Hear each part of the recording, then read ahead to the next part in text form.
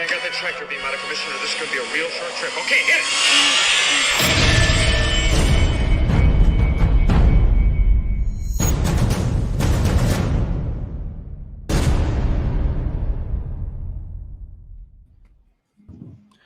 Hello, everybody. Hey, good morning. How's it going? Well, it's not morning for two of us, but it's morning. I'm exhausted, but how you guys doing? Yeah, good. You? Great. Yeah, finally guys- rested a bit after the weekend. You all recuperated now? Yeah.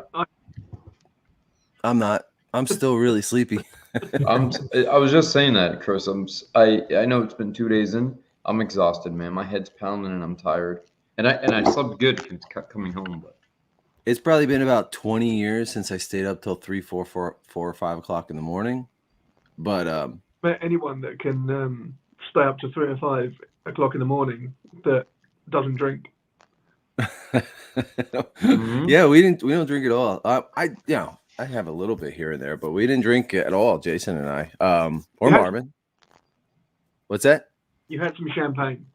I had some champagne and a couple Long Island iced teas one night, which was a crazy fun night. Well, I mean, listen, we're back from celebration, and I'm sure a lot of people, we're gonna have a a recap for group therapy on all the con stuff and RS stuff, and so I thought, let's just do a show where, the four of us and Parminder hung out the whole entire week. I mean, we were together from breakfast. You guys all came over to our hotel for breakfast, which was free breakfast thanks to Jason very much. We were all taking advantage of you, Jason. And till they kicked us out of the hotel lobby at 3, 4 o'clock in the morning. yeah. What's surprising though is everybody was tired and ready for bed, but I still was ready to stay up. I don't know what the hell was wrong with me. Something was wrong. I don't know, but You were going I don't to know bed how. and getting up for breakfast at like 8 a.m. Yeah, I mean, Jason and I, we stayed up till almost 5:30 the one night, and just sitting talking. The night we had to leave. Yeah, they certain nights they kicked us out. Certain nights they just kind of let us go, depending on how loud John got. So, Yeah, this is true. but no, I got to tell you guys, like, I feel bad when I told this to my wife because and your kids, but I literally, seriously, in all honesty, had the best time of my life in my entire 48 years, 49, 48, something like that. This week with you two guys, with 3 guys and Parminder. You told your wife that. Well, I kind of downplayed it a tiny bit because, so, John, I'm going to mute you for a second. I think you're, nope, that's not the He mute. sounds like EV99, doesn't he? Yeah, something sounds a little off and funny. I'm just going to try to figure out who it is. Maybe it's me. No, it's Marvin. It's Marvin. I muted Marvin. Something he's doing is throwing it off. It sounds like it's. It sounds like it's Beard brush against his microphone. No, you know what it is. It sounds like it's my voice talking in the background a little bit. Oh, possibly, yeah. Yeah. Switch microphone. Yeah, Marvin, when you talk as well, it's a bit funny. Is this better? Yeah, It's like you're driving, but it's better, yeah. That's better. I just turned down the volume a little bit, got rid of some of that static.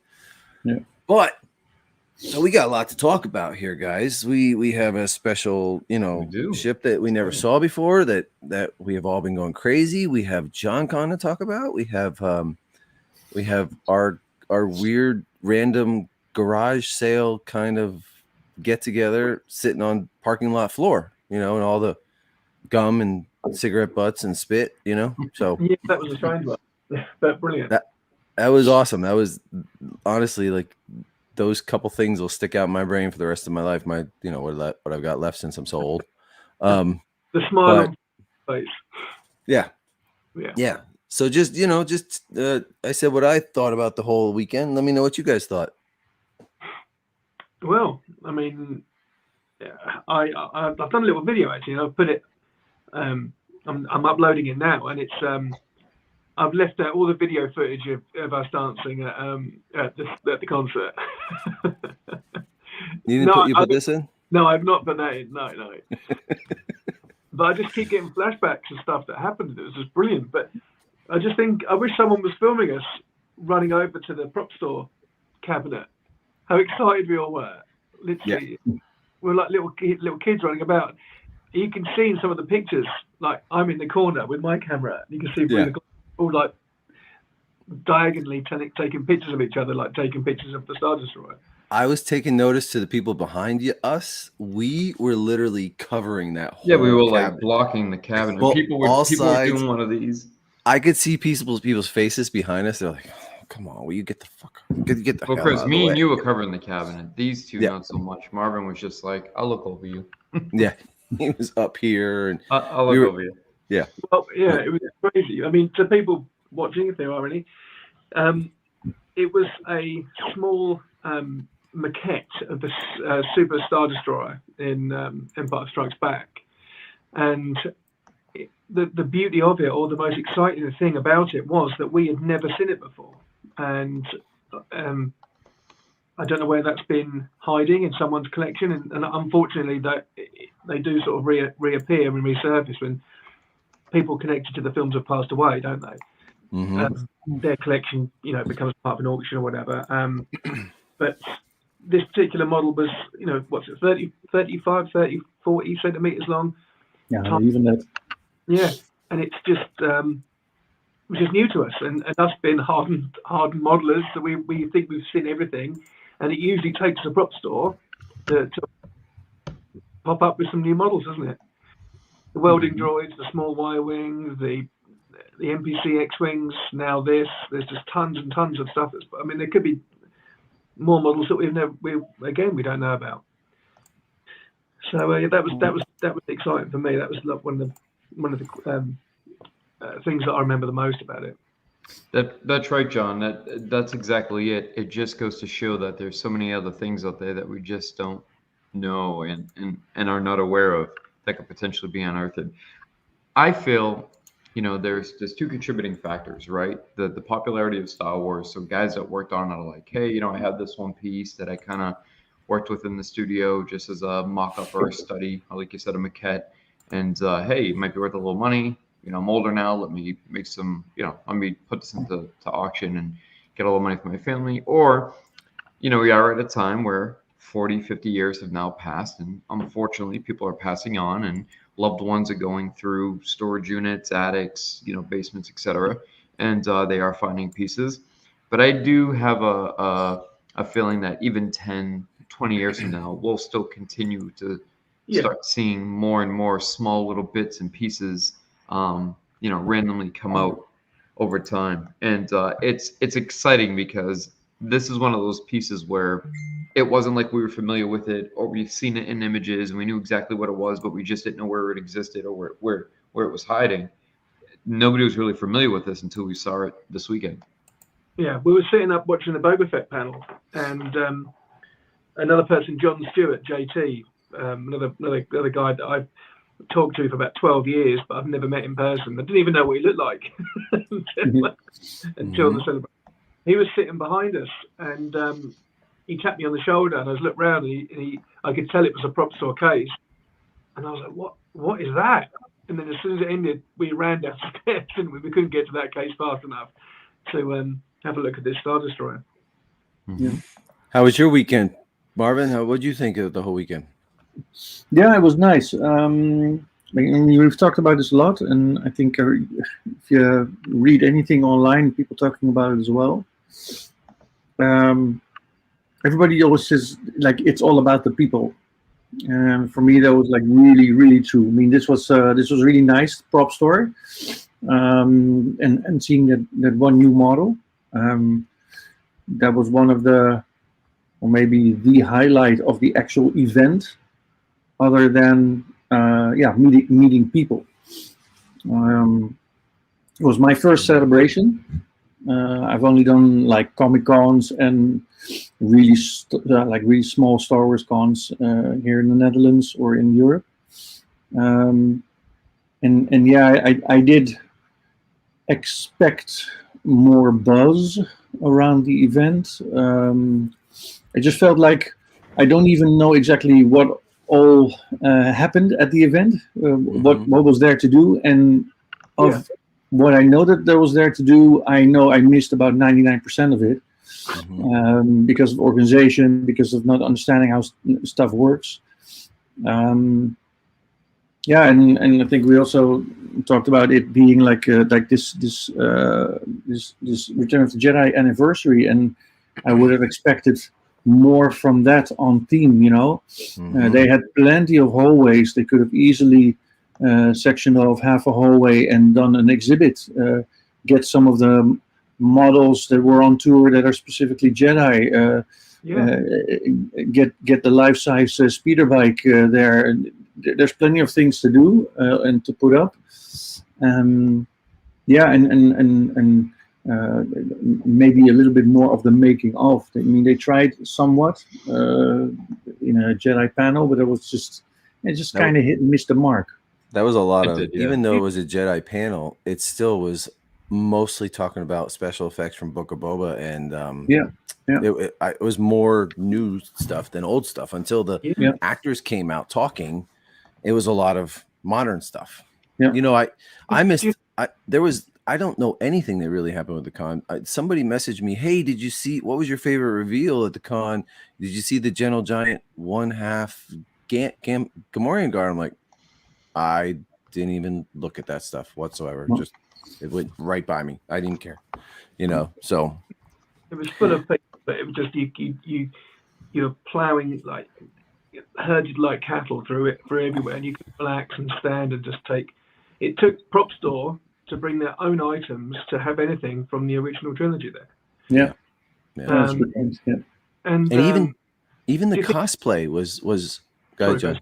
I'm sorry, you were talking first. Go ahead. Do you think it's something to do with having props from the original films now under lock and key at the archives? How does that work with now a Disney organization trying to get them from Lucasfilm to be put on display to the public in London? I honestly feel like it's just a push to promote their new stuff, to sell the new stuff rather than keep trying to sell the old stuff. Yeah. So what I was also thinking is like, I don't know, I would assume everybody that's at Celebration is like a die-hard Star Wars fan, right? And a lot of the stuff that's presented or is also in these panels, like the little bit of a look behind the scene, that was all so superficial that any fan that's kind of a hardcore Star Wars fan would already know all of this stuff. Like I would have, if you've ever opened a book about these movies and the making of these movies, you already would have known all this stuff. Yeah, I really would have expected them in these panels to go just one level deeper, I guess. Yeah. I mean, they showed you the speeder bike storyboard, didn't they? The cinema. Yeah. That was nice. That was nice. Yeah. I've seen snippets of it online, just snippets, but this was like the full scene. Yeah. That was nice. Yeah. Yeah. But even like I was saying, even the cosplay, I enjoy going to see different, costumes at these things. But even that was so hit and miss. It was mostly just, you take like a Mandalorian and make him pink or put like fuzzy stuff on him. It was just, it was random, odd cosplay. It wasn't like people dressed up as stormtroopers or Darth Vader. There was more male Princess Leia's than female slave Leia's than there were female slave Leia's. I only saw one chick dressed as slave Leia, and I saw like 10 dudes dressed like slave Leia. There was a lot. Yeah, there was a lot of guys dressed as slave Leia. We did see the one Proto Boba, which was pretty spot on. Cool. So if you're out there in the community, feel free to send us a message, because hats off, man. That was really accurate and really detailed. Well, while we're talking about this new model that we just happened to never see before, let's put it up. That's not right. That's not what's on my screen. Okay, StreamYard, let's work a little bit here. Wait, let me fix this. Go ahead. Nope. Let's try that again. Window. look at Chris's background, that's Snow Trooper. That's the kind of accuracy I wanted to see walking around. People like that stuff. Yeah. Well, that Snow Trooper was he tried to break up the fight between Luke and Vader and got his hands chopped off. Smart ass. I have to do those hands in the gun. Yeah, I have not. So, but yeah, here's the starter shore, the maquette we're talking about. This is it. This is Yeah. why I was up at 5 o'clock this morning. Yeah. So Marvin, tell us a little bit about this beauty. Yeah, what is there to tell? It's a really quaint little model. I think it's because I have it here. It's closer to like 25 centimeters in length. There's very little info, or there was very little info on it on the plaque near the display. I think it's going to be in the May prop store auction coming May. So hopefully we'll get a little bit more information if there is any. I've been looking at it as well, and it could have been a little maquette that they used to plan out shots. But if I have it here in front of me, the overall dimensions are pretty close to the final version. So I'm also thinking that maybe they just quickly slapped it together to translate from like the concept drawings to 3D, just to get a feel of the overall dimensions, how it feels, if it looks grand enough. Yeah. But yeah, as you can see, it's just a very simple styrene model with painter's tape, masking tape panels, and just a handful of kit parts on it. Those infamous wheels at the back. Yeah. Yeah. Still looking for those wheels in the back with the six holes around the center. Very Yeah. uneven holes Yep. and the uneven circles. Yeah. You know what's funny, guys, is you and all the four of us were like gawking at this thing and taking 100 pictures of it. But I guarantee you 95% of the public there didn't even remotely notice it. They probably noticed They were looking at the lightsabers in the back. The lightsabers, Yep. yeah. Yeah. Yep. The lightsabers and the big asteroid in the back, they could care less about this thing. But the four of us were like, oh my God. But I mean, it was Well, also, we even went as far as like, so we batched all our images together, right? And then we realized like, okay, this is the images that we now need. And we went back the next day and said, okay, we need to get it, as Marvin mentioned, we need to try to get from this angle, and this angle, and it'll give us a better idea. So we even went back and revisited and discussed it further with Stefan, and kind of went in and tried to get the images that we needed. But yeah, I think it was a good effort. I think we've accomplished a lot on this, more some more than others. But I thought when you asked, we lost John's video. There he is. When you asked him if he could take that thing out just to get a good look at it, I thought his face just dropped. And he's like, "Oh, I can't do that. There's insurance reasons and blah blah blah." So it made sense, but I think if the time was right, like towards the end of the con, it could have been something that may have been doable. But what were you gonna say, John? You were saying something then? Earlier? I spoke to him today, and he said it's actually now flying back over to LA, and next month we might get some better pictures of it. They're going to start photography of it next month with their beautiful. I love prop store photography. So estimate is 10 to 20,000. I mean, we got four of us here. If we each pull together $5,000, we could send it back and forth to each other every 3 months. I'll have it on weekends. Yeah, we'll share custody. But yeah, like even this tape just lifting is just something Jason said he was going to do.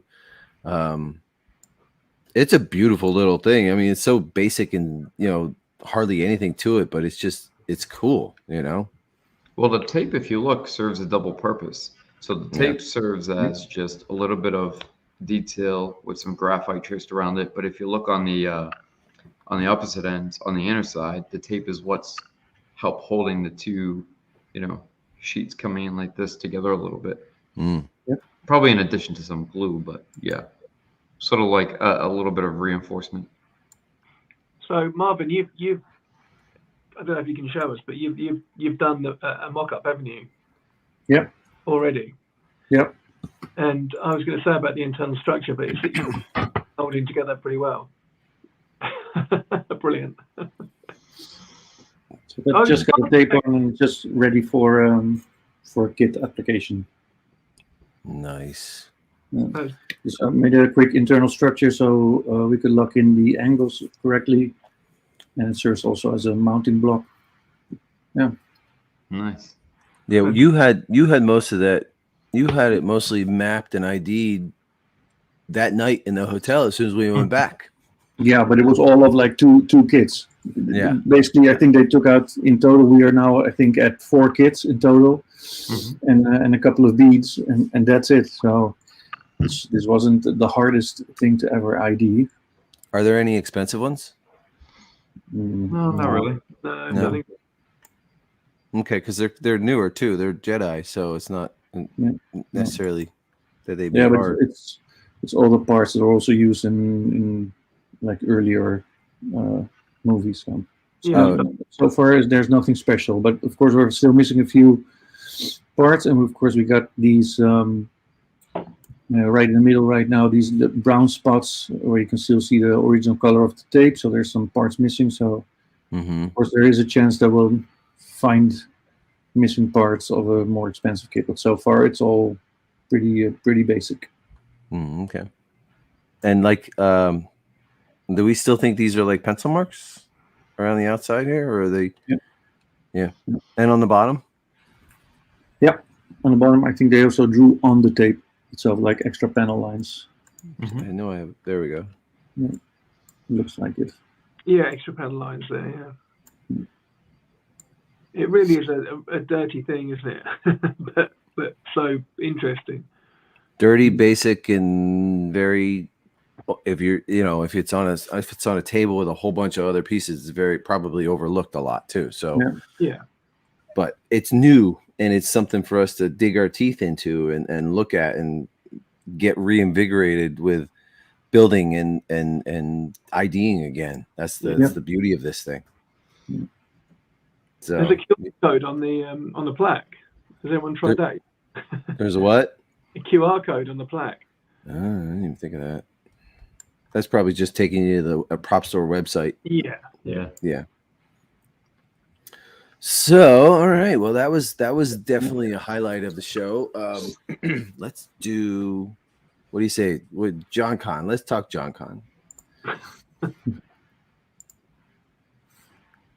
Well, that was amazing. I've actually got again some videos, and all you can hear in the background is everyone just excitedly talking to each other. Like, you have video of this? Yes, I'm putting it up on. I'm uploading it now as we speak. So. Oh, sweet. Yeah, so it's only like a few minutes, but it just shows everyone, just mingling in that lovely. It's almost like a pub background sort of sound. Everyone just chatting models, just having a beer and talking about what we love.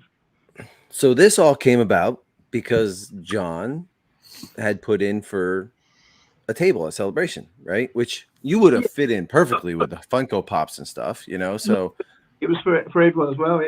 Marvin and Guy and Lee and anyone that wanted to join. We were just going to call it like a standard sort of name. I think we were going under the FX Model Miniatures name, and they were just so slow to get back to me. And then when they did get back, it was for an exhibitor's table. They were trying to sell me. And I was like, it shows what a shit show it was. And it was the telltale signs were starting like last October when I applied. Yeah. I was panicking, thinking, if this is what the show's going to be like, they can't even answer emails and stuff. And you were panicking like almost every day. You're like, I still haven't heard anything. Nothing's come out. Almost day you were telling me that you hadn't gotten any. It was just like I just wanted to just back and forth with them, or even an email saying no, but then they were like, "Oh, we'll know more next week. We'll know more next week." we should hear. And it was in the worst garbled English, wasn't it? That you couldn't read it. Yeah. It was So- absolutely spoiling the whole organisation of everything to do with it. And I reckon that I think the droid builders had some sort of inside information because they always get a table, an exhibition, and rightly so, at the celebrations. And they were saying like there was over like 200 applicants for fan booths and only 20 spaces to fill them, which we now know is rubbish because half the halls were empty, weren't they? Yeah, they were. There was a lot of empty spaces too. Like in the background, they kind of filled it in with like candy and stuff, But like I kept saying to you, John, I was like, listen, you don't want to do this because you're going to be tied to this table the entire weekend. You're not going to be able to explore or go to the bathroom even probably because there's people standing around your very delicate models, So and it's like, let's just do our own. Yeah, right? exactly. Yeah. And it turned out so much fun. Oh yeah, it was amazing. We decided to do it in our hotel in a conference room. We rented out a conference room. It was, and we told a few people to come, not a whole lot because we didn't want it to be too crowded in there, and it was like the perfect size and the perfect amount of people. And at first, I was thinking to myself, all right, well, some people said they might come and then they weren't able to, and I thought, all right, well, it's going to be the four of us again, at the five of us.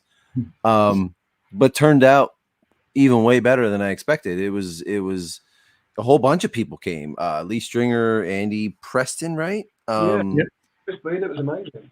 JT, no, it was JT. JT wasn't there. John was disappointed he couldn't come because he wasn't there on the Saturday. But Michael Janes is his name? Michael Janes. Yeah. And I cannot pronounce. I don't remember the guy's name who came with Lee Stringer. Cyan, okay. Cheyenne. And the guy that's next to Marvin, I don't remember his name. He came with some Neil. Yeah, Neil. Okay, yeah. I'm sorry if I offended anybody. I'm terrible with memory, first of all, and names. It's absolutely impossible for me to remember. Yeah. But this turned out really great. I mean, it was just all of us just sitting around looking at John's models, and Andy brought this beautiful. That was my highlight of the show. I absolutely loved that Macquarie snowspeeder.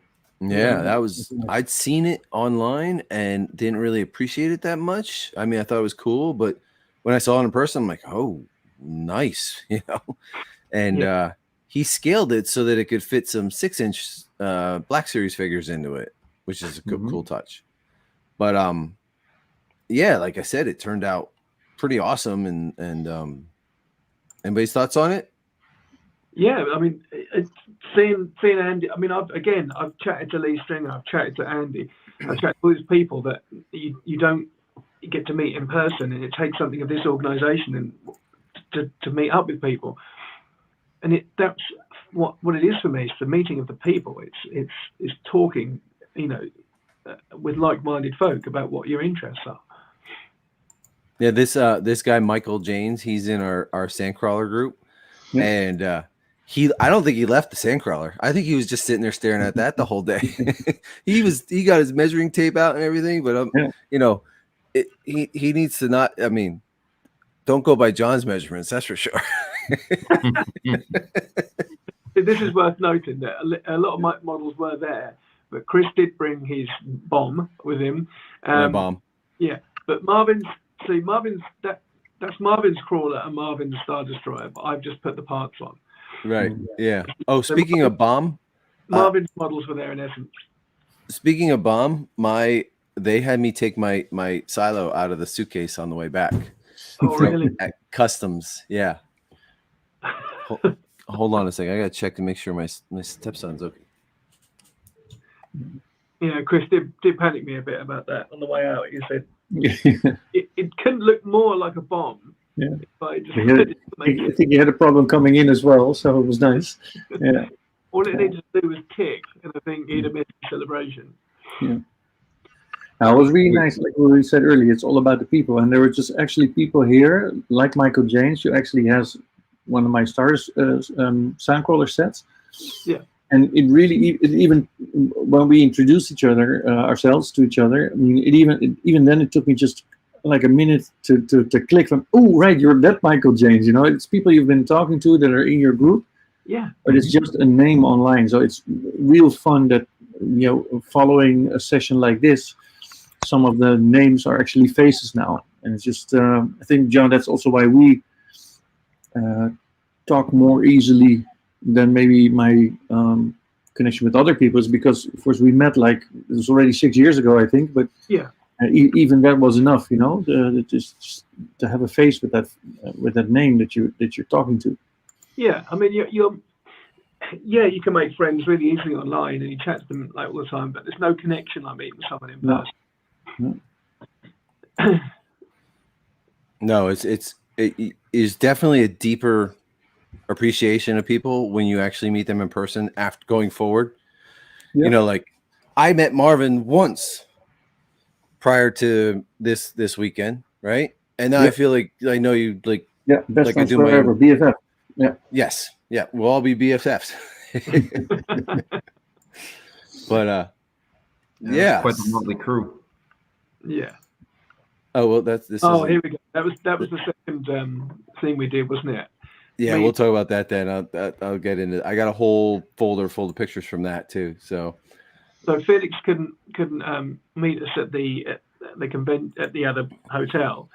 So You were just about to say John Con, but go ahead. Yeah.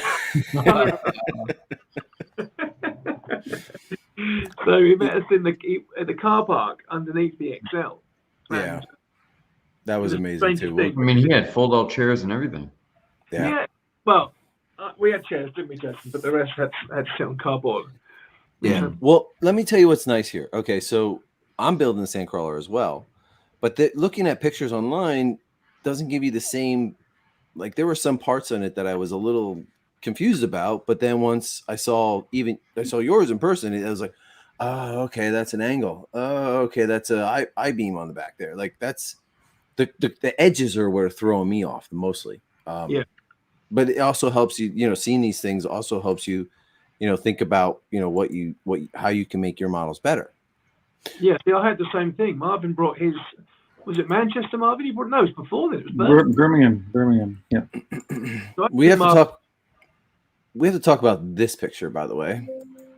Hold on, I'm going to bring it up. Why can't I stop screen? Why does it do this? For some reason, it's not doing. It's doing something weird. We need to talk about. Oh, Jason's not there. Jason, are you there? Get your ass back here. This. That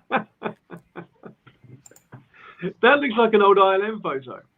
Jason, Yeah. get your butt back here. What's up? Oh, this picture is gonna go down. We're gonna print these on the T-shirts for the next John Con. So I just gotta plug my computer in. Yeah. So I'm not around for this picture, by the way. So I'll give you a quick breakdown. Yeah. We're in the room, setting up for the Friday night podcast, right? Was it? No, it was before then. Yeah. It was. No, it was funny. It was Friday. So Steve comes up and says, "Oh, that's a pretty cool model. Who built it?"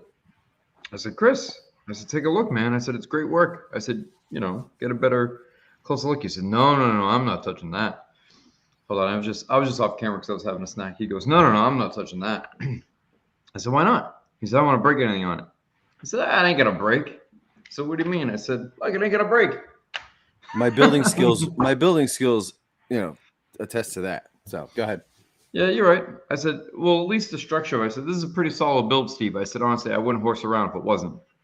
I said, "You know, this is a piece that, you know." So when I threw it up in the air, he goes, "Oh shit!"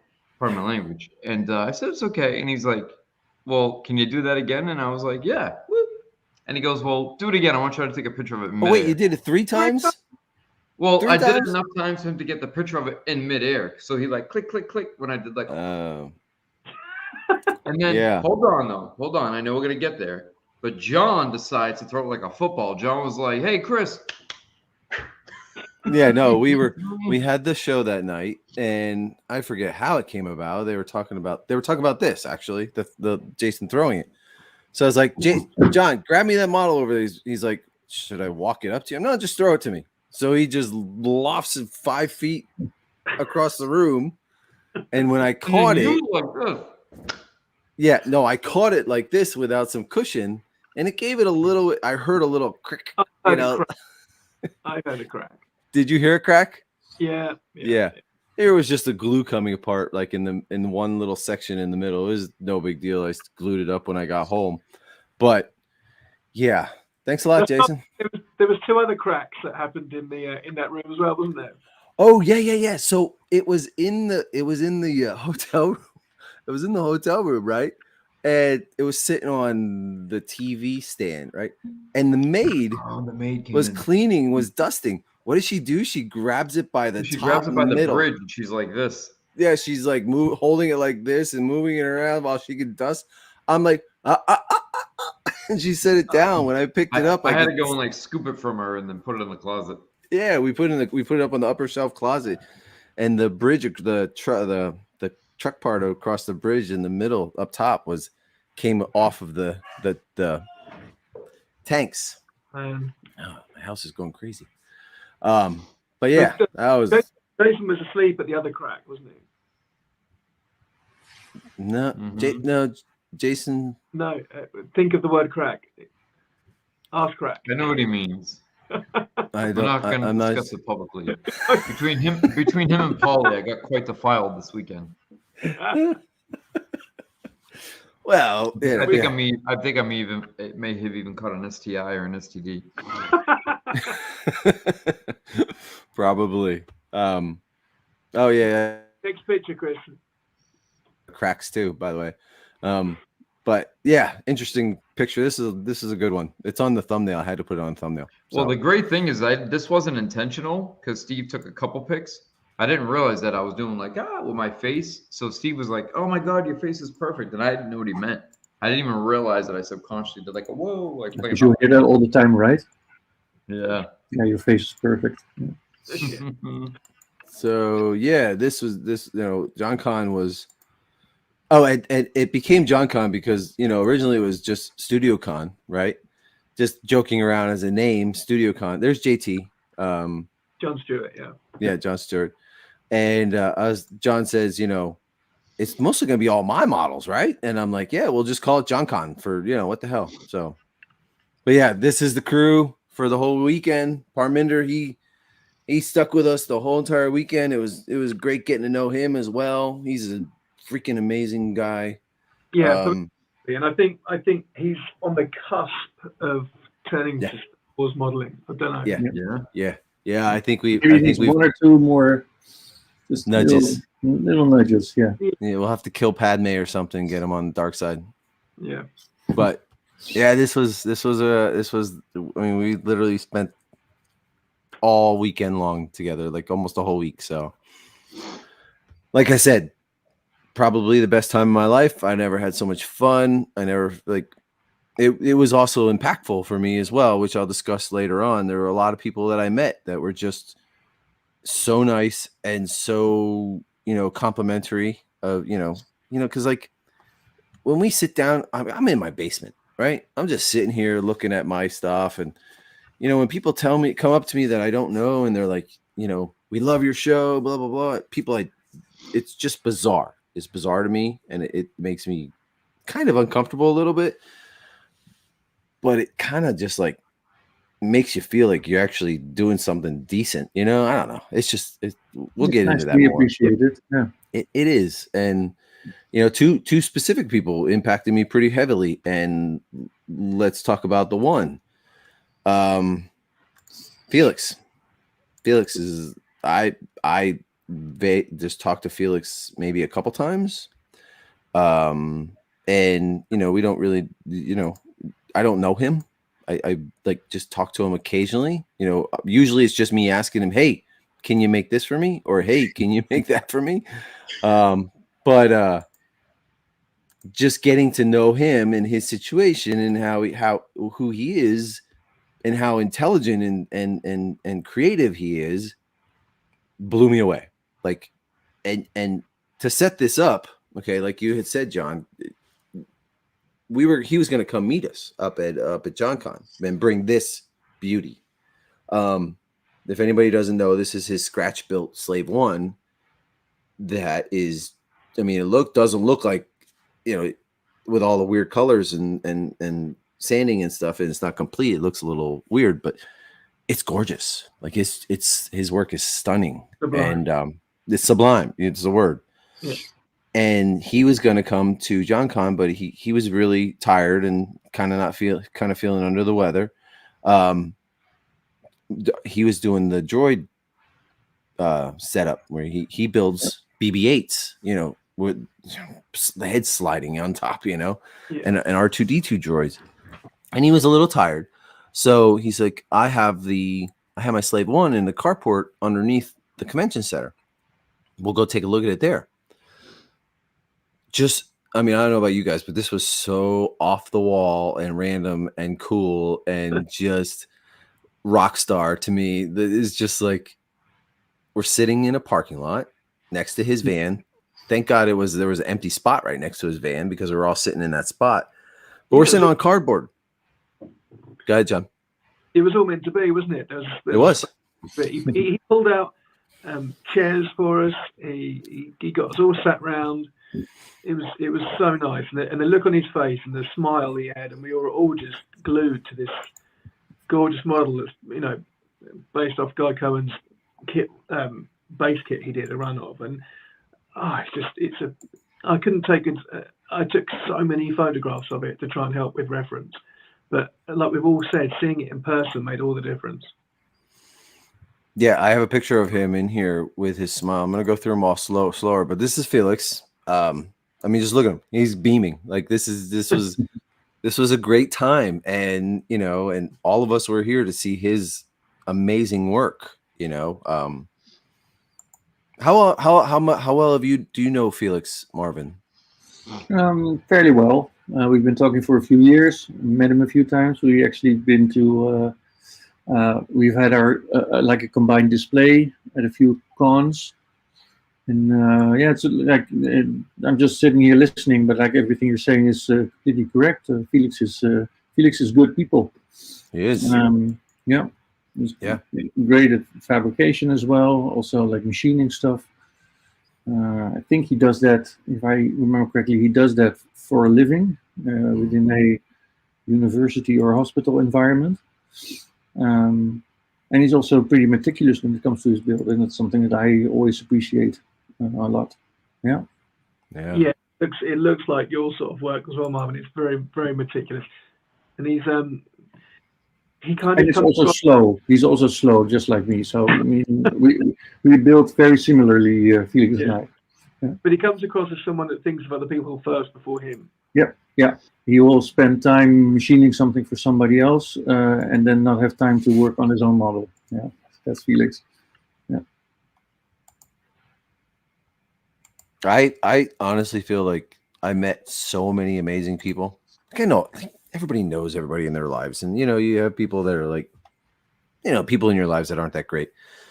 But I can honestly tell you, everybody that I met this weekend, especially the crew, the Felix and all the guys at John Con, and they just passionate about the same things and just good, like you said it yourself, Marvin. Good people. That's what it comes down to. Good people, good conversation. Everybody's willing to help each other out. Like I brought a bunch of kit parts, Entex kit parts for him to cast.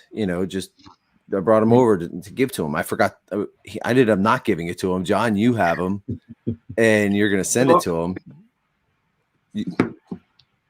But this was. Oh, and I don't think you can see it in any of these pictures, right? Let's see if I can find it. Maybe it's in the one that Marvin's sitting in the. Where is it? There. Look at. He's got R2D2 buttons on the inside of his van here. I think he's modeling it to the blockade runner inside. To the what? To the blockade runner interior. Oh, okay. I think so. I'm not completely sure, but I think so. Yeah, Jason was saying to him, "Man, if you had this van in America, you would get pulled over in a second." The white nondescript van, the I wasn't foil. making jokes. No, Chris, not a that is joke. true. Yeah. I asked him where the drawer with all the candy was, but yeah. But then even that, like they put like New York, they have before you get in the tunnels, they have guards there with machine guns, and they're pulling over white vans like this on a regular basis looking for terrorists. Like they don't mess around with these cars. No. Cars, yeah. No, these are like rental cars in our rental vans in our country, and that's what happens. But especially with the foil curtains on the side, that was a dead giveaway. Yeah.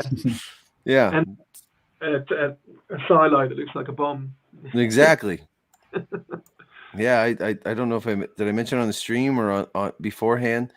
I actually my concern bringing that over was I brought in a separate suitcase. I had it packed real nice, and the shape of it is like a bomb. There's 2 cylinders and some inner workings, right? And I thought about it. I was like, oh shit, what am I gonna do? I gotta go through customs with this thing. And America went right. I went through customs, no problem, heading over to England. When I left England to come to America, they stopped it. They're like, what is this? I saw their face they were looking at the x-ray, and I saw their face like contort, like, what's this? And I thought, oh shit, here we go. So I had to take it out and show it to him. Like, it's hollow, it's empty. It's just, it's a model. Okay. So, yeah. But this was this. Go ahead, John. I do that at an airport once, coming into Eindhoven, Marvin, and it was all my when I did armor modeling. But there's tons of so I had it in a diorama. There was all like trees and foliage and green plants, So coming to the country with all that stuff, they were a bit like questioning me about what on earth I had around my tanks, But that was a bit more easy to explain than something that looked like a bomb. Yeah, this looked exactly like a bomb. And I actually have a model of an old tank shell. Like it's like this big. My son wanted it for Christmas. I never got around to building it, but they wouldn't ship it from England to America. I had to find an American seller. I had a guy who tried to ship it twice, and it got sent back to him because it was just the housings, but it still looked like an artillery shell. Tank? What's that? What was it? It was a huge tank casing, like like one of those. What do you call them? Unit that you shoot out of tanks. What is it specifically called? The projectile, the missile. Oh, the shell. The shell. Yeah. Yeah. Oh. It's exactly shaped like an old. I forget what tank it is. He wanted it a long time. He's huge into World War II history. In fact, he's going to Germany in May just to go visit. Yeah. But it was nice seeing this too, because I have these parts. I have the shells. I have the armature. I haven't started working on it yet, but there were parts where like, okay, well, there's threads here for screws, and I'm like, I wonder what these are for. Are there screws missing? And it turns out, he showed me like it's parts where it's where you see the screws that go through the hull to hold the styrene together. Yeah, it's one of the hardest models to make. I imagine that there's so many curved domes, and I'm literally worried and nervous about starting mine. We'll get it, John. As soon as I'm done with the sandcrawler, we'll jump on this sucker and get it rolling. Yeah, sounds good. Yeah, but I mean, it doesn't. It to somebody who doesn't do this, they're looking at this like, well, it's all gray and scratched up and it's got tape all over and blah, blah, blah, and red lines. But this is beautiful. This is such amazing work. Yeah. I wouldn't want to paint it if it looked like that. Yeah. But those are all the pictures I got. That's always a danger when you do these things and do these get-togethers, right? Because now you see that slave one and you have that set in your house somewhere. I purposely put it in my storage and like all the way to the back because I just don't want to glance at it and then start that up as well, because who needs a 13th project to work on, Let's finish the first 12 first. Yep. Yeah. Especially when you see it in this stage where Felix is, where he's at the fun stage, laying out those kit parts and stuff. Yeah. Yeah. I'm pretty. That's Go why ahead, the mini Star Destroyer was in, and all the little projects like welding droids and all that sort of thing you can do. They don't take that long, and they're made up of kit parts, and you can get the project done and dusted, and you feel better. I'm not good at letting projects linger and sit, and it's my temperament because I'm so now, and I have to rush everything, and I can't relax, and that's my bugbear. But getting these models finished is a big part of how I model.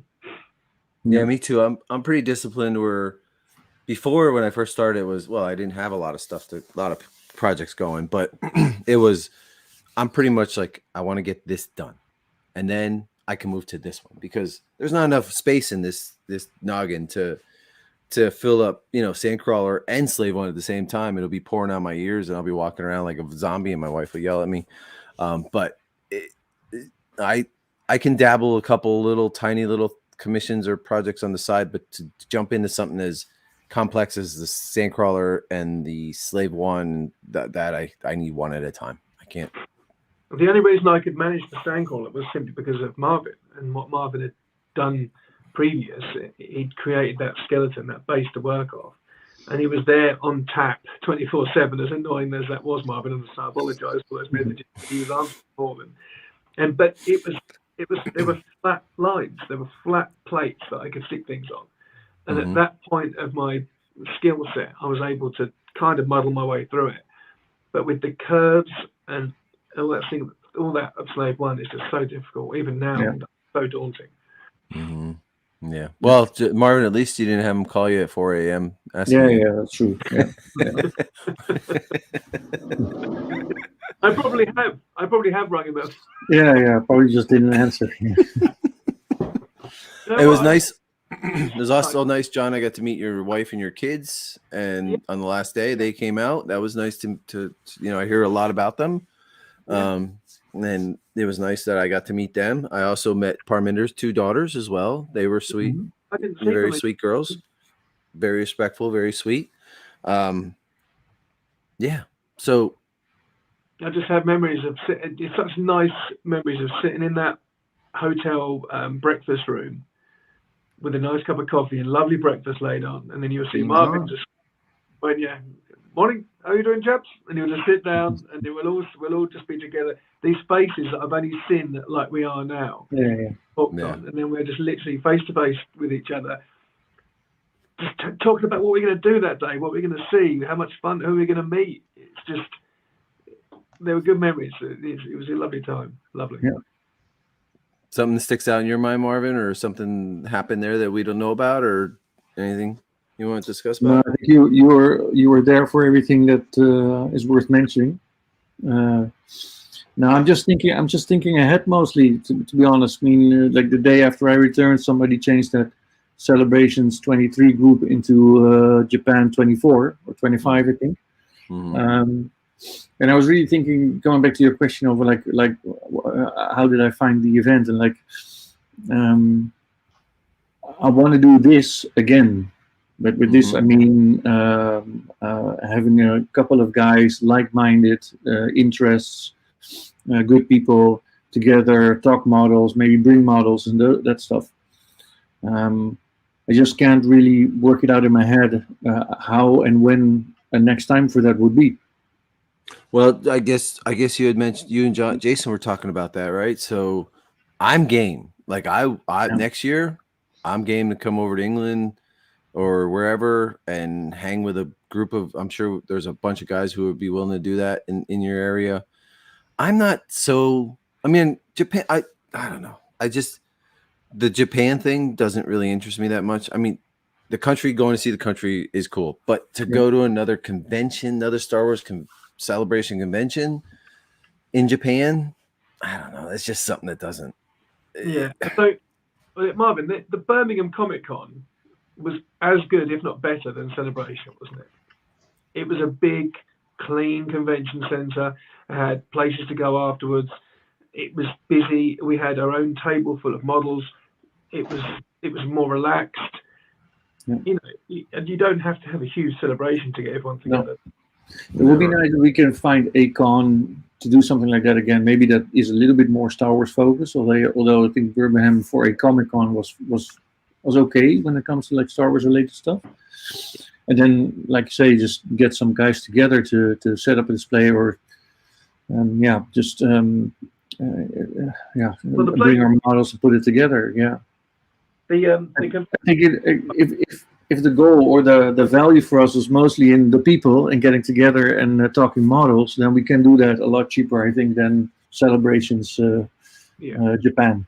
Yeah, because the Celebration, like we had said before, all of us, I was disappointed. I've been to 4 of them now, and the first 2 were very Star Wars centric, and I mean there was a whole heavy amount of, at the time, prequels, episode 2 and episode 3. It was centered around that a lot, but you still had a lot of OT stuff. This was just Disney, and very, even all the panels, it was just, oh, let's see Book of Boba Fett. Let's talk, I just, the con holds no interest to me. Yeah. But even then, if it's a Book of Boba Fett, it's not that I'm interested in, but then bring some of those fancy Vespas or whatever, do something, bring something that's behind the scene, but it wouldn't been the thing that I'm interested in, but at least it's that behind the scenes look versus just talking about the show. Actors experiences. Yeah. But Marvin, in defense of, let's say, the con people, 95% of the general public, that's what interests them. They're not interested in the nuts and bolts of things. They want to buy the next Funko Pop and focus ship, didn't they? They had the big N1 Starfighter. They had loads of stuff from Book of Boba Fett. In England, we had nothing. We had not one prop from any of the films on display. Literally, you're right. There was nothing there. But did anybody read up upon the heist that took place with the guy who was hiding amongst the Wookiees? Yeah. I guess on Saturday they actually locked down the Excel Center. They locked people in. Well, a couple of guys ripped off a couple. What do you think? What'd you say? Do you think that was the lightsabers at prop store they tried to steal? No, it was I guess some vintage toys and then Funko Pops. Well, they said it was upwards of like $10K worth of merchandise. 2 guys got away, 1 got caught, but they locked down the Excel Center. And I just read about it yesterday. I was like, this, come on, we're here to have a good time. And they also mentioned, which I don't want to get into like the negative of it, but how many people that were unbadged or didn't have tickets that were just kind of, because they didn't really check tickets at all. No, they didn't check tickets at all. Chris, day 1, I forgot my tickets at the hotel and didn't even realize until I got there. And I was like, oh, what do I do? And I had it in my pocket. I walked right in. They didn't even ask. Could have saved £500. Yeah. I seriously, well, the last day when we entered, they were like, oh, okay. They said there was 2 guys or tickets. They were just showing it. Like, they weren't scanning it or nothing. So it's just a really bad organization. I was a bit annoyed that we missed the Fon Davis. Well, he wasn't advertised on there. I don't even remember. Jason, do you remember what panel it was for? Which one? The Fon Davis one. The Fon Davis was, I actually have it right in our chat. Because I was kind of, it's like, the advertising of the panels was so, the whole organization of it was a little sort of confusing and overwhelming. It was hard to really like nail down or lock down a schedule. So for that one, we didn't realize it until you guys were sitting down munching on nachos that I said, I think you just mentioned that, John, that we missed it. So it was, let's see, the making of the Star Wars Magic, stories from behind the scenes panel, which is basically like, probably the builds, working on the special edition and whatnot. And then they had this nice, cool little picture posted of the Macquarie. Right. Yeah, I saw that. Yeah. Make it bigger. Hold on. Put it back up, Jason. Oh, sorry. Yeah, so that would have been Mandalorian, wouldn't it? Yeah, I think it was in Mando. Yeah. Nice cave. I mean, even just a little snippet of behind the scenes stuff. Like we went to the Andor one, didn't we? And it was all just CG. They mentioned about I think about 10 seconds of actual modelling parts that they had stored in the modelling sort of database library that they used. But I could have done with some more panels. It'd been nice if like Lorne Peterson and like a couple of the original ILMers might have been there, but I suppose they're getting old now, aren't they? They're trying to phase out the OT. They just are. It's all Disney stuff now. There was like 2 actors from the OT, 3 actors from the OT there, and the rest were like Boca Boba, Vespa drivers and stuff like that, so Yeah. we actually had to go to a separate concert. Yeah, we went to, what was that, the O2 Center, right? At the Cantina. The Cantina, and they had a band there playing Ash, and they were playing they were playing their music, but it was heavily Star Wars themed, and they had a bunch of old Jedi, like Imperial, like Veers was there, Piet, Nita was there, and Paul Blake was there, Garrido, and they had more OT actors there signing autographs than in the show. Yep. I said I thought that was pretty weird how that planned out, didn't I? I was like, upstairs, you've got 80-year-old dudes signing autographs, and downstairs people moshing and like spinning over each other. Yeah. It worked out good. Well, I almost like I told you guys, but I have been wanting to get General Veers' signature for years. And he had to cancel a couple appearances in the States because of COVID and a lot of other reasons. Plus, he's older, and flying over to the States is different. But I almost didn't get that because by the time we got there, I had to go to like 5 places to figure out how to get my VIP badge. Nobody knew. They go up to the 4th floor. And I go up there. No, go down to the 1st floor. No, go to the 2nd floor. No, go to. I was getting so angry, and then I finally got to him. I stood in line. Right, there was 3 people in front of me, and as soon as I got in line, 5 minutes later, somebody tried to walk up behind me. And they're like, "Oh no, we're capped. That's it, right here. This is the last guy here." And I'm like, "Oh my gosh, God! If I didn't get that, if I paid the extra money for the VIP, right, and the concert, and if I hadn't got his signature, man, I would have been sour. Just would have been really not happy." So, but that worked out. Chris, you put a lot of effort into that, and the fact that you were literally like the last in line, that would have been. I can appreciate how frustrating that would have been for you, because even during the con, I mean, you guys were with us. We took a lot of trips around the con to try to find something Veers related. It got to one point we were in the art section. Every person I walked up to, Veers. Well, my original plan was to bring that to have him sign the acrylic case. And I was too busy worrying about my bomb to bring over that I completely forgot it. And I got over there. I was like, "Oh, you gotta be kidding me." Like, I don't want to just get a Funko Pop sign or some modern figure that's worthless. Like, okay, so here's why I say that. Hold on. This was just a lead for him to show his awesome collection, right? Just, I was gonna say that. Any chance he gets to whip it out, yeah. Here I am with my 3 cheapest of the cheap carded figures.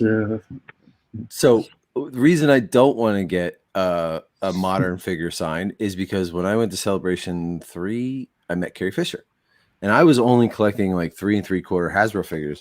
I got this signed by her, and like to this day, I wish to God I'd have gotten something a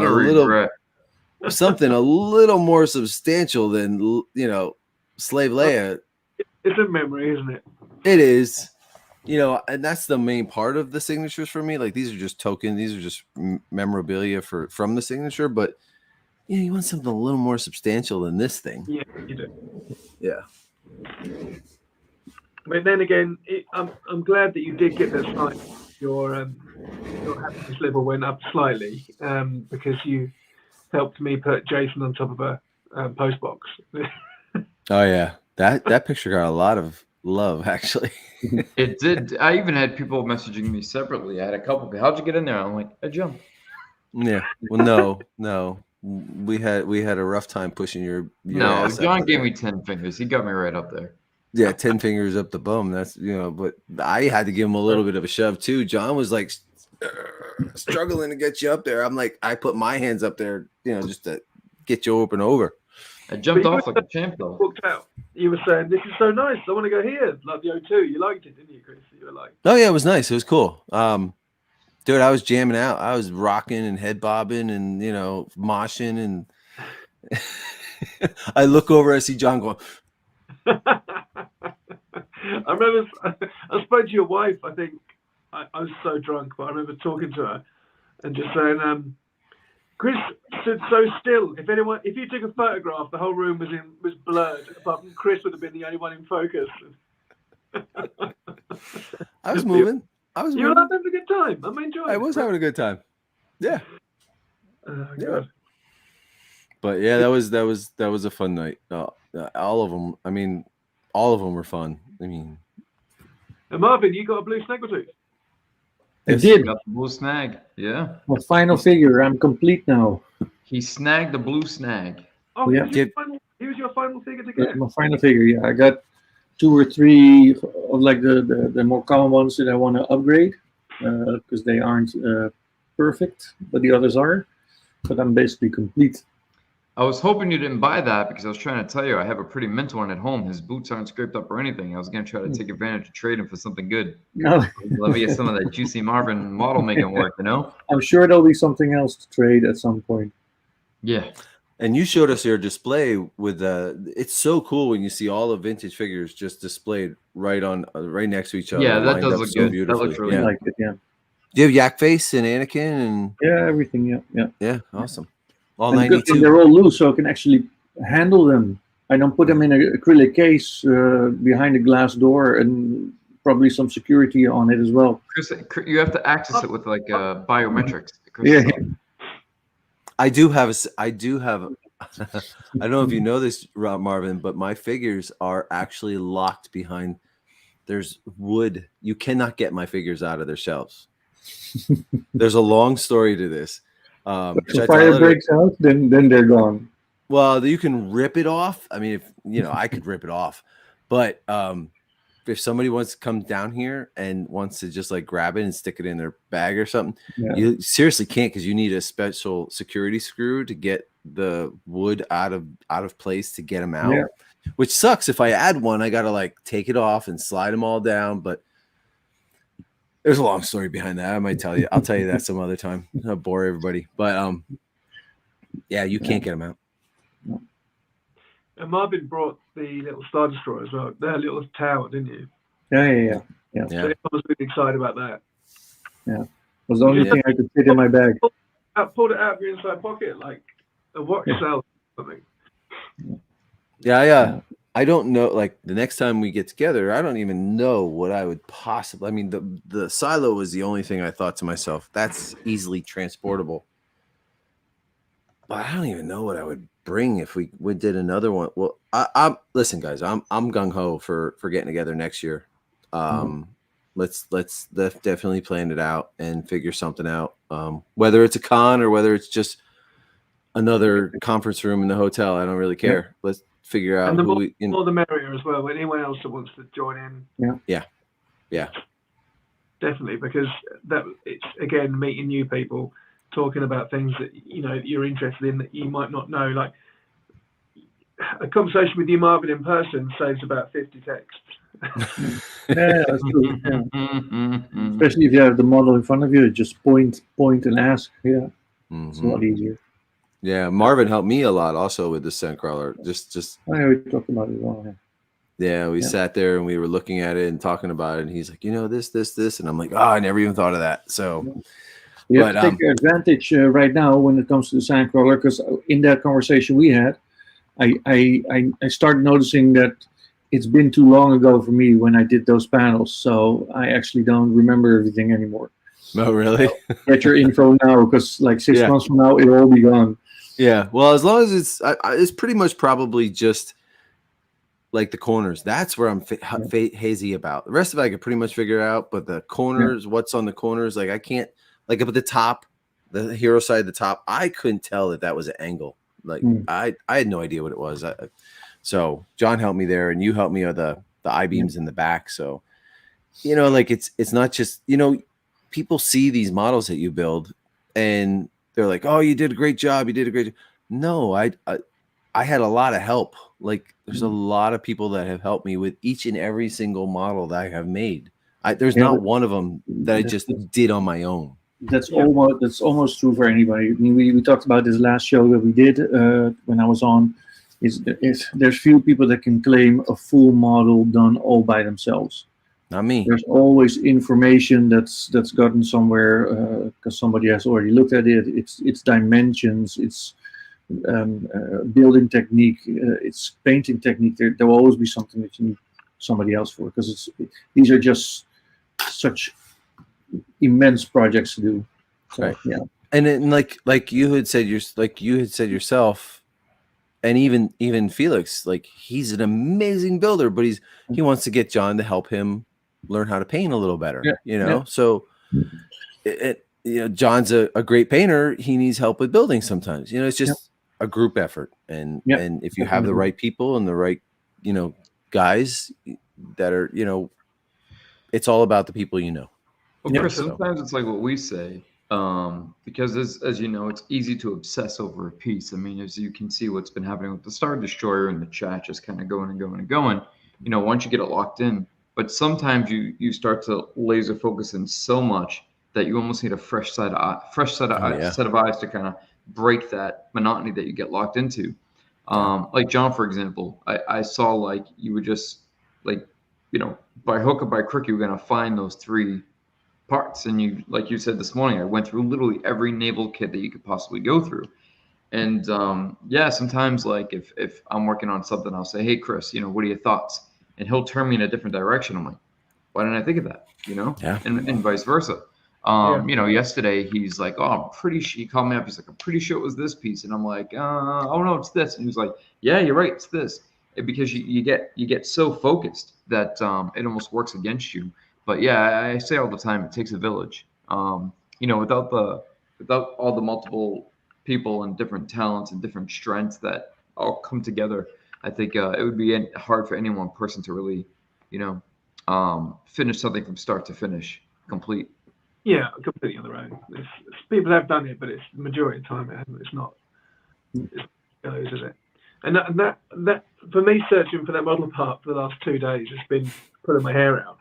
And then so I said, like, it's driving me bananas. Yeah, but again, that's due to like the Studio Scale Modelers website that has all the kit scans. It's just so valuable for information. Look who we have. Some of the Hey guys, the fifth Beatle. Fifth Beatle, Yoko. Can you hear me, guys? Can you hear me okay? That's not a compliment, Jason. No. I didn't mean it in a negative way. What's up, Parminder? I'm good, man. How's everybody? Yeah, we're amazing. Good. Yeah, you get nice, clear, concise internet. That's how you're rolling, huh? He sounds better than all of us. Hopefully it lasts. Yeah, we were just wondering when you will be starting your first build. The bug's definitely biting, so hopefully soon. I'm going to start looking at getting some kits off eBay, and we'll get the ball rolling for sure. Marvin, we need to add him to our starter store chat. He can start there. Yeah, I think that'd be a good start. Yeah, I'm going to put it in right now. A few kits. I just need the styrene kind of shape. Hard. If I can get the base shape, and then if it just means getting. That's why you have to be really nice to Marvin. Okay. Call him at 4 o'clock in the morning and ask him a bunch of questions. I'm adding you right now, Parminder. Okay. Cheers. Bingo. Cheers. Cool. But Parminder, listen, it was amazing having you with us that whole weekend. It was great to get to know you so well, and you hung out like a champ, man. You were with us from breakfast till 4 o'clock in the morning every day. I loved it. Yeah, and you had your family there too. I was talking to my wife. I'm like, how did you quit back into your hotel room without waking all the kids? Well, on that last night where you were popping champagne and we were eating pizzas, and I think it was at 3 a.m. I did actually wake them up. So, oh no. But yeah, otherwise they were kind of fast asleep every time I'd enter. Yeah, yeah, yeah. They were. It's nice meeting your daughters too. They were sweet and very kind and it's Thanks, just Chris. cool to you get to know these people, but you don't get to know the tertiary people in your lives as well. Like I hear about John's family, I hear about Jason's family, and I've met every one of your families now. Actually, it's kind of a nice thing. I've met Jason's wife and daughter as well, and you just get to know people way more. Yeah. You get to see also how they act differently when they're around their wives too. I'm sure. And, What's and that, John? they know all of you actually, because we were listening to the stream in the car. My wife was like, "What the hell is this?" I'm like, "I need to listen to these guys." Yeah. But yeah, so they know all of you now. We didn't reveal anything, bad that your wife would get No, mad I was about, just saying, please don't swear. Please don't swear. Oh yeah, we did good this time. We did good. No, you did good, man. Yeah, there's no cursing or anything. It's great. Yeah, I did pretty good. I'm usually the culprit of the cursing, but I think you Jason- and Cece are the biggest culprits when it comes to the cursing. I think I'm way worse than Cece. Yeah. Yeah. I what's funny about that is I used to never curse ever. In fact, I would my sons, I'd never curse around them whatsoever. And my buddy used to curse all the time, and he would curse around his kids. I'm like, what is wrong with you? Why you curse around your kids? Now they're 18, 19 years old. I'm like, they get you so mad that you can't help yourself but curse and call them freaking a-holes and this and that, but I'm going to try to clean up my language, especially on the shows, so I'll do better. Yeah, so I've got all that to come by. What'd you say, John? I've got all that to come with my kids growing up. Yeah. You think it's going to get easier when they get older. Yeah, it's a lot easier. Yeah. Because they make you more mad. Yeah. Yeah. But Parminder, jump in and start help working on this starter story with us. Yeah, I would go back and read all the messages because there's a lot. I woke up to 33 messages this morning. Wow. I was like, what's going on? No, certainly will. It's definitely, as you say, it's probably one of the easier things to get started on, even though it's something that's just been discovered. But it's exciting, yeah. Yeah. What was your highlight of the weekend, Parminder? You guys, honestly, it was you guys. I think I was listening to Marvin and just how celebration wasn't really that great in itself. I think it was just being with everybody, and making friends and getting to know everybody, outside of the realms of the web.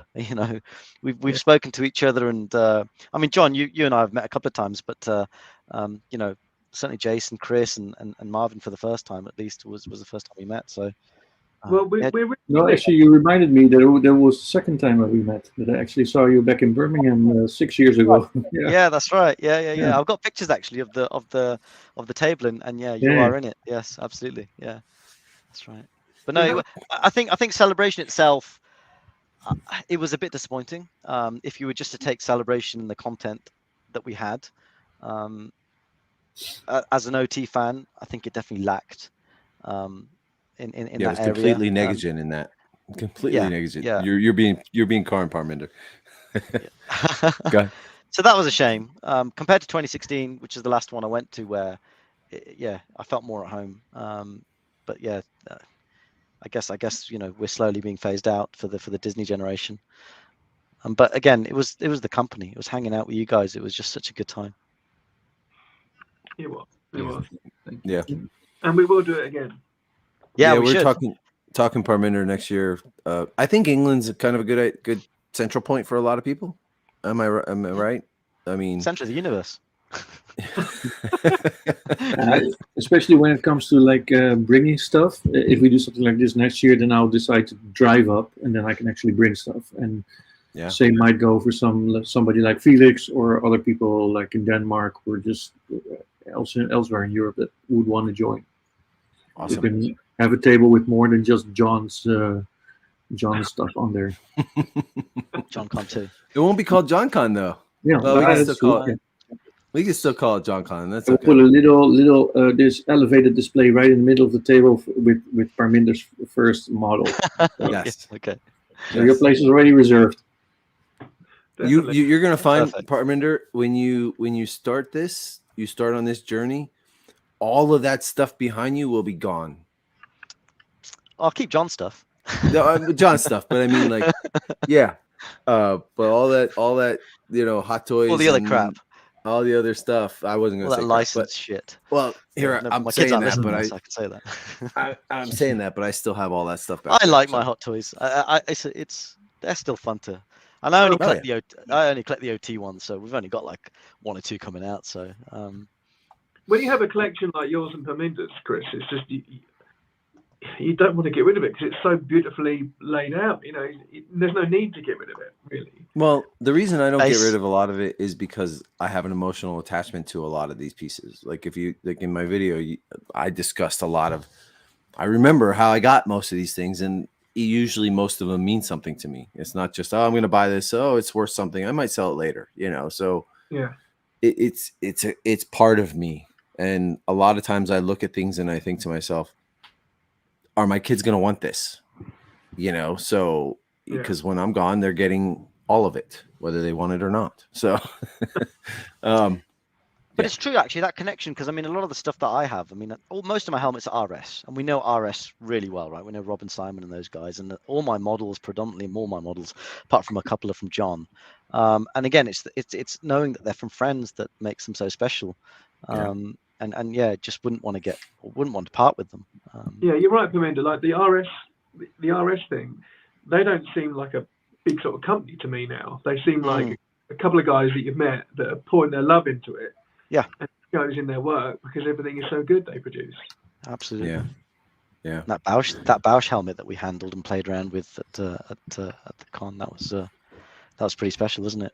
That was pretty special. Yeah. That was amazing. Oh, we'll definitely be getting that for sure. Yeah. Definitely. But join it.